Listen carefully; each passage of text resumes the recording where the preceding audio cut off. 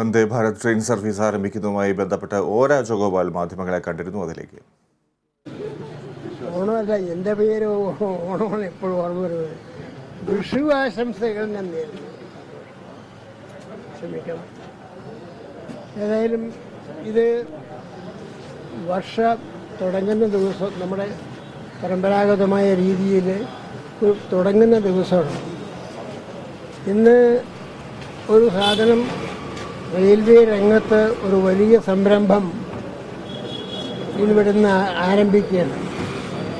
അതായത് വന്ദേ മാതരം എന്ന പേരിൽ ഒരു സീരീസ് ട്രെയിൻസ്, ആധുനികമായ സൗകര്യങ്ങളൊക്കെയുള്ള ഒരു ട്രെയിൻ ഉദ്ഘാടനം ചെയ്യുകയാണ്. ഇവിടുന്ന് ഇത് പാലക്കാട്ടുകാർക്കോ ഒന്നും ഗുണം ചെയ്യില്ല എങ്കിൽ തന്നെയും, കാരണം ഇത് വെസ്റ്റ് കോസ്റ്റ് നേരെ പടിഞ്ഞാറ് ഭാഗത്ത് കൂടി പോവുകയാണ്. തിരുവനന്തപുരത്ത് നിന്ന് നേരെ കണ്ണൂർ പോവുകയാണ്, വെസ്റ്റ് കോസ്റ്റ് കൂടി മാത്രമായിട്ട്. ഏതായാലും അത് ഒരു പുതിയ സംരംഭമാണ്.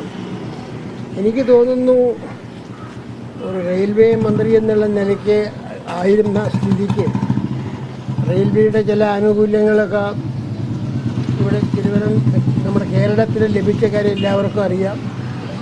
പാലക്കാട് വഴി, പാലക്കാട്ടിൽ നിന്ന് തിരുവനന്തപുരത്തേക്ക് നേരെ യാത്ര ചെയ്യാൻ, വണ്ടി മാറിക്കയറാതെ യാത്ര ചെയ്യാനുള്ള ആദ്യ സൗകര്യം ഉണ്ടാക്കിയത് ഞാനാണ്. അതാണ് അമൃത എക്സ്പ്രസ് എന്ന പേരിലത്. അപ്പോൾ അത് അമൃത എക്സ്പ്രസ് എന്ന് പേരിട്ടത് കൊണ്ട് എൻ്റെ പേരിൽ ഹൈക്കോടതി കേസുമായി. കേസ് എന്താണെന്ന് വെച്ചാൽ, റെയിൽവേ നിയമപ്രകാരം ഒരു വ്യക്തിയുടെ പേര് പാടില്ല. ഹൈക്കോടതിയിൽ കേസായി. ഹൈക്കോടതിയിൽ പറഞ്ഞു അവർ അമൃതാനന്ദമയി ദേവി എക്സ്പ്രസ് എന്ന് പേരിട്ടിട്ടില്ല, അമൃത എക്സ്പ്രസ് എന്നാണ്. അമൃതം എന്ന് പറഞ്ഞാൽ വളരെ പവിത്രമായിട്ടുള്ള ഒരു സങ്കല്പമാണ് അമൃതമാണ്. അപ്പോൾ അതുകൊണ്ട് അങ്ങനെ രക്ഷപ്പെട്ട് ആ ട്രെയിൻ ഇപ്പോൾ സുഖമായിട്ട് എല്ലാവർക്കും പ്രയോജനപ്പെടുന്നു.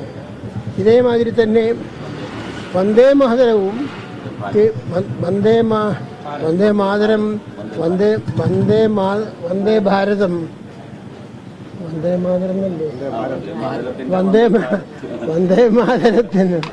വന്ദേ മാതരം എന്ന ട്രെയിനിൻ്റെ പേര് ഇപ്പോൾ വന്ദേ ഭാരതാണ് വാസ്തവത്തിൽ. ഏതായാലും ഇവിടുന്ന് അത് ഒരു വളരെ സൗകര്യം, പുതിയ ആധുനിക ട്രെയിൻ ഇവിടെ ഇറക്കിയിരിക്കുന്നു.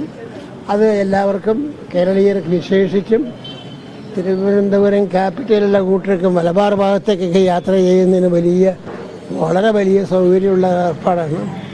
അതിന് എല്ലാ വിജയവും ഞാൻ നേരുന്നു. ഈ പരിപാടിയിൽ പങ്കെടുക്കാൻ സാധിച്ചതിൽ വളരെയേറെ സന്തോഷമുണ്ട്.